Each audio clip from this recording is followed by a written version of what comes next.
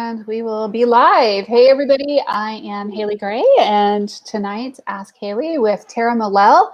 Welcome. So glad to have you here. Thank you. I'm honored to be asked. This is exciting, Haley. This is a lot of fun doing these lives and, getting to introduce people to the group and, telling people a little bit more about some of the amazing entrepreneurs that are in the Women's Entrepreneur Network. So if you guys are on the live, give us a hashtag live. If you're on the replay, give us a hashtag replay. Let us know that you are out there. And welcome. So tell me a little bit about who you are and what is it that you do? Yes. Okay. So my name is Tara Mollel. I started Business Mastery Tribe literally 2 weeks before we went into lockdown for COVID. Woo! Perfect. Awesome. Perfect timing. Amazing. So this is kind of my third business or third rendition. I started as an entrepreneur pretty much as soon as I finished university. I did and it's funny we're talking off air, I guess, before, saying how you do the things that you're supposed to do. So I did that. I worked really hard at high school and I got into the university. I studied to be a high school dance and drama teacher, tick those boxes, great. And then I finished university, and not only did I realize I actually really don't want to be a high school dance and drama teacher, that was a great 4 years worth investing in, but there was also no jobs. There was no jobs. And it's something that I keep telling, the youth of today, like nothing is guaranteed. And the pandemic has really just highlighted, I think, that for everyone going, it doesn't matter how secure you think a particular career path or way of living is, that something's going to come along and just shake shit up pretty much. So that's it. So I had that early on. And, so I just decided to hire myself, and that's how I started my own business. It wasn't really too well thought out. It was like, I'll hire myself because no one else will. So that was fantastic. So I did that. And it was actually during the 2008, 2009 global financial crisis. Well, you have quite a trend going there. I know. That's it. When chaos happens, that's when I emerge, right? That's when I come through with my shining light. But I can look back now, and at the time I wasn't really aware of it. I wasn't aware of much. I was a dance teacher. I wasn't a business person. So I kind of made stuff up as I went along. And I know, Haley, you and I have spoken about this in my group. That idea is like, I don't know, I'm just going to do it and see what happens. And then you just learn from there. So it was a lot of pedaling uphill for a long time, learning. And what's really fun to look back now is to say that, I worked really hard and that business did really well. It actually exploded. It did so much better than what I thought. And it was in sort of a new kind of market. There was no other dance companies or organizations around that did what I did. So that was amazing. So I worked really hard. It was a great product that we had, a great service. I had a great team, but it was also perfect timing as well. And I think I really overlooked that the first time round. You like to, when things are going well, we go, oh, it's because I'm fantastic. Yeah. And then you look back and you go, I think there was a lot of help in there, whether you say it's the universe, whatever it was, but there was a lot of unforeseen sort of help and great timing happening during the financial crisis that allowed for the type of business that I had to emerge. So that was really good. So that's where I started. I did that. But what happened then, after about 6 years, I ended up burning out in such a big way.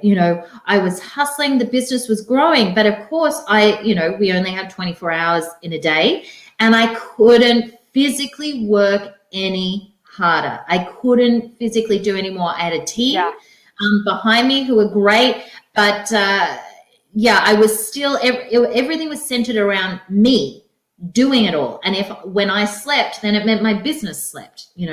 Things weren't happening unless I was making them happen. And so I burnt out physically, emotionally, and mentally, just wiped out. And I lost my passion for what I was doing. And I always said to myself, if I no longer fully believed or loved what I was doing, particularly in the education space, then I need to step back. You know, I'm doing a disservice to my people by not bringing my all and my energy to it. So I ended up selling it. I went quite dramatic though, Hayley. I ended up selling not just my business, but everything that I own. I split with my partner of 6 years and I moved over to East Africa. So I don't recommend that. So if you're suffering from burnout at the moment, please, there's other things that you can do before you just totally leave your life the way that you know it. But yeah, so that was my first. Like a little bit melodramatic in the process. Just a little. I mean, again, I'm a dance and drama teacher, so anything less, it's just not quite done properly then. Unless it's just a little bit over dramatic. So, but it worked out well. I just got married about 2 weeks ago to my now husband, who I met over there, and we had 2 children together. So, you know, it worked out. It worked out in the end. But congratulations. Thank you. Definitely not the first point of contact.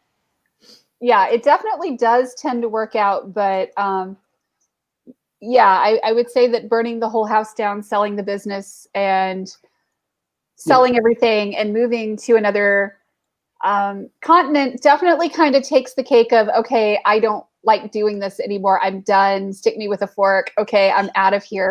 Pull the parachute cord. That's it. But yeah, I was in my 20s. I mean, you can be a bit traumatic when you're in your 20s. It's fine. I think I managed to pull it off. Plenty of adults that are pretty darn dramatic at life anyway, you know, and I think that the older we get, the more dramatic we become. Even though we were talking about our daughters before we got on here and how, you know, I have one who literally burned out the ceiling fan in my bedroom because she went swinging from it. And, you know, it is a whole other bit of fun because that's what we do. It was fun.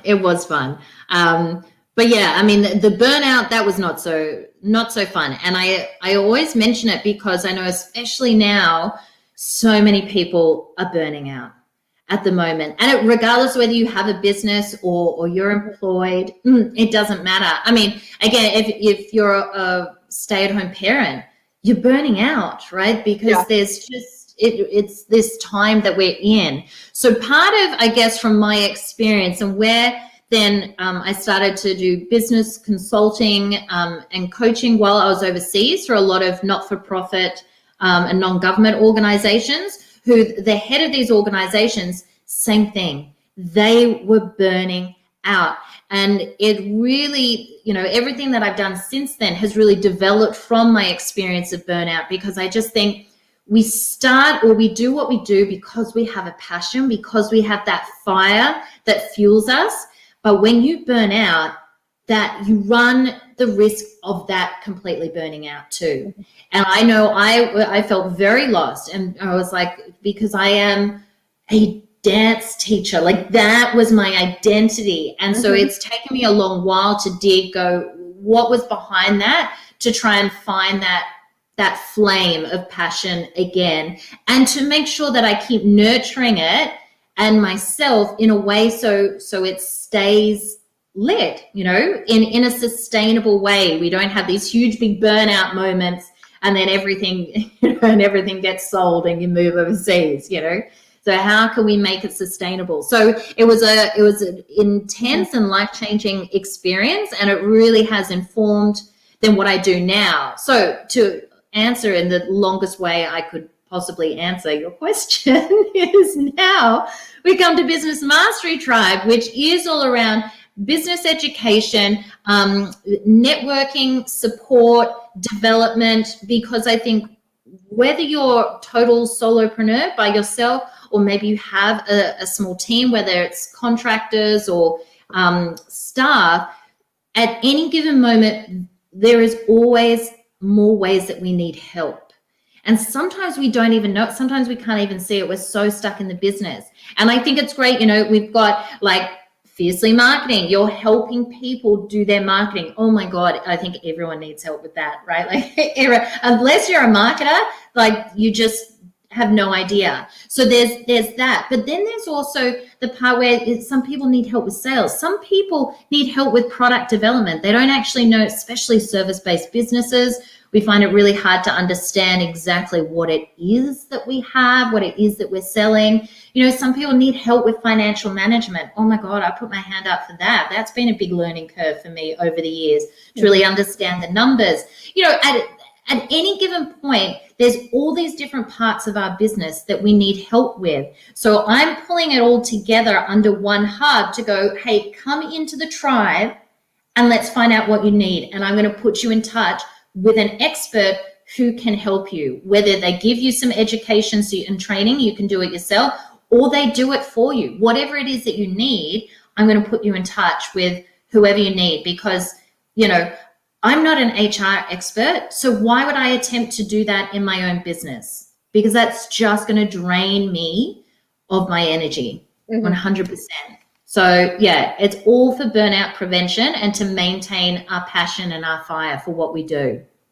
Absolutely. And I love that. And, you know, burnout is a thing, whether you're working in corporate or working at home right now. And my husband's company that he works for is like a lot of high-tech companies that are literally telling people they have to take the day off certain times because they've seen such a spike in productivity and people have dropped the amount of time that they're taking off, that they are absolutely concerned with their team burning out. I mean, it's like a huge thing that you see like on BBC and CNN and different news media reporting that, you know, burnout is a huge thing right now, especially with COVID, because I know that for me, one of the things that happened as part of COVID was that, well, suddenly my whole life was at home and I had 3 of my kids at home. And, you know, suddenly the only breaks in my day were the days that or the times that I made myself take from work. You know, okay, so I scheduled time to sleep. I had to schedule time to take breaks from work, and I had to do those things. And, you know, I definitely could feel the singeing around my feathers hitting in about June. I looked at my husband and I'm like, oh my God, I am so tired. And he's like, why are you doing this to yourself? Yes. Yeah, because we don't think of you're right, it's scheduling that time. And it's one thing, especially for a lot of us, and again, I'm going to say majority of people in this group are high achievers and high performers, right? So we push ourselves to do.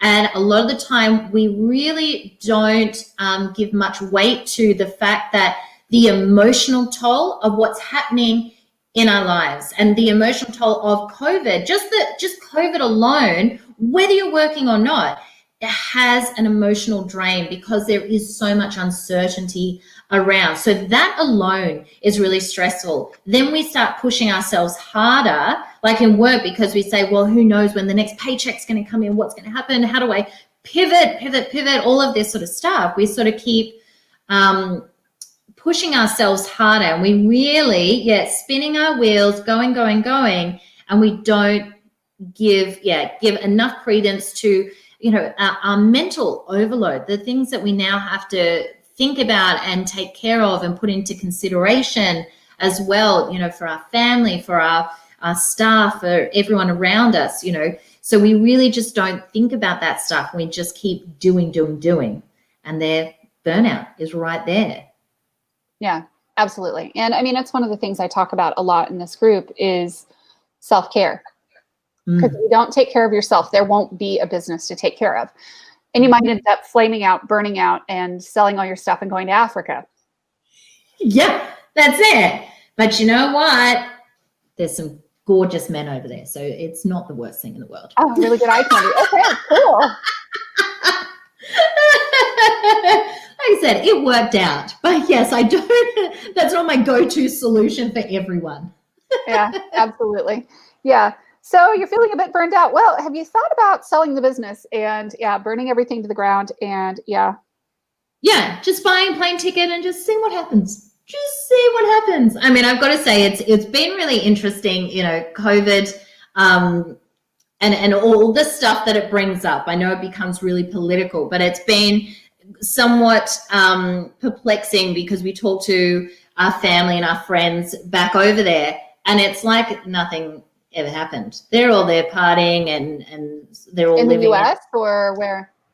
No, in Tanzania, which is where my partner is, in Tanzania. So they're just partying like it's all fine. It's not. It's really just another disease that's killing them anyway. You know, they're so blasé about it. You go, okay, cool. That's another way of dealing with it, I guess. I mean, Right, yeah. it's mind blowing. Mind blowing. It's been interesting to see different countries' reactions, different cultures' reactions. Yeah, for sure. Mm-hmm. Mm-hmm. So it's very interesting. But something that going over there really helped. And I guess particularly because I was in this space of burnout, it is, like you say, it's a self-care issue. It's a mindset issue though as well. And we can get I say it's like we put on the blinkers and our entire world becomes our business. Or it becomes just whatever our life is in that moment. And suddenly when you don't take the opportunity to take a step back and just go, oh, hey, what's another point of view? What's going on in other people's lives, in other people's worlds? Our world starts to get very small. And I think that's very much what happened to me. So going over to Tanzania, the culture there, I'm in Australia. So, it is just, I can't even say, it's not even like, it's just something I don't even have like a base of reference for. I can't even say it's the opposite to Western culture, because then you'd have a compass point, right? It is just so different, nothing I'd ever experienced before. And I loved it, and I was frustrated by it, and I was perplexed by it, and I was dumbfounded, and I was in awe, all of it at any given time. And what it really did was it helped to just get me out of my own head, shake up my paradigms, my ways of thinking that this is how the world is, or this is how things should be. It really shook up all of that and gave me a whole new perspective on life and how I was operating in the world. So I do encourage people. It's not even a matter of talking to other people or hearing different perspectives to agree or disagree or to change anyone's mind. It's just to get a different perspective, to go, oh, okay, that's something else. That's another way of living. That's another way of being. Yeah, absolutely. So I totally get it. Yeah. So it was fascinating. Fascinating. Very fascinating. And Elizabeth says you did a walkabout. I did a walkabout. Yeah. I did a walkabout. Yeah, that's it. Pretty much. It was a long walk. In fact, I will tell you this, and this is so embarrassing. My geography sucks. I love traveling. My geography is terrible, right? Terrible. And so right before I was about to get on the plane to fly to Tanzania, I got out my phone and went, I should probably Google where I'm going. Let's just see. Where is Tanzania on this big map of ours? Ugh. What were the biggest surprises? Biggest surprises? Oh, time. Their concept of time is non-existent pretty much. You say you're going to meet someone at a certain place at a certain time, and it's really just when the sun is up. I'll meet you. I'll meet you for lunch at this place, and it could be between any time the sun rises and the time the sun sets. That's when you're going to meet someone, because it's being on time is really not as important as, when you're getting somewhere and you run into people. So it's more important to give your time to the person that's right in front of you, right? How are you? How's your family? How's everything going? And having that interaction. And then you walk down the street again and you run into someone else, because I was in a relatively small town. So it's more important that you have these interpersonal interactions and relationships than it is to get to whatever appointment that you have, right? So that was really fascinating. And again, with time, they're very present moment. It's really, if you trace back to the Maasai culture, which is around East Africa, that's what my partner is Maasai. So it is the present is all that exists, right? Which is wonderful. It also explains where they're at sometimes. There's not much forward thinking, but, you know, at present, I find in the West, we are either too, you know, in the future or too in the past. We're very rarely present, and we do whatever we can to avoid being present. So yeah, it was the forced presence. It was also, for me, I'm a bit of a control freak. Ooh, say hi if you're a control freak too. I think there are a few of us here. Yeah. I say right here. Absolutely. So there was a lot of like a realization like, oh, you can't control this situation. As in, I think there's so many times that we try and control situations that we never could. It doesn't matter how we never could control them, but we like to give ourselves the illusion that we can. So we do these things, and over there I couldn't even pretend. It was like, no, you actually have no control, no say. You need to go with the flow on this. Like, you need to just follow, whether it was my partner's lead because it was some kind of cultural exchange that I did not understand, you know, or another business deal or interaction, whatever it was, I really had to, just go on the back foot, which is certainly not what I'm used to or prefer. But, you know, it was an experience, very much so. Very cool. Perspective. Very cool. Yeah, and I think it's interesting that you are having that total shift in mindset about time and place and space and presence. I feel like I have relaxed. I mean, I'm still type A. I'm still pretty anal about stuff. Like, let's get real. I'm no Buddhist monk, but I can definitely see how even coming back here, I was still able to apply that perspective and those mindset shifts. And that's something that, again, I've been fascinated with ever since. Just understanding how can we apply this to our business, because a very simple shift in perspective can change the complete, you know, trajectory of our business. And it was always in there within us, but we just needed to unlock it. We just needed that chance. And that's where, you know, again, the creativity, and I love creativity and innovation. That's where it all comes from. You have to be able to shift that perspective, slow down to speed up. All of those things are so integral for us to really grow our business. And again, do it in a way that serves us as the owners and the leaders. Absolutely. Wonderful stuff. So how does somebody go about finding you? You can find me Business Mastery Tribe. So I've got a Facebook page, but I do prefer hanging out in my group. It's called Tara's Business Tribe, Getting Shit Done. And you can find me there. We do like hanging out there, or at businessmasterytribe.com. Best places. I am also on Instagram, Hayley, but I really don't like Instagram. Join my world. I like Instagram okay, but I find it a little bit mystifying at times. Yeah. I'm not about to get in my bikini and start posting photos anytime soon. I think people would probably rather pay me to not be in my bikini to post photos at this point. So for real. Love it. Just hashtag real talk, you know. Yeah. Hashtag real talk, 4 kids later and 175 pounds down, and you don't need to see any of that. Yeah, that's my secret. Yep. And we will spare you from it. Yep, exactly. I love it. Thank you so much for joining me tonight. This has been a ton of fun. Oh, thank you, Hayley. I always love it. And I cannot believe it is 10:30 your time.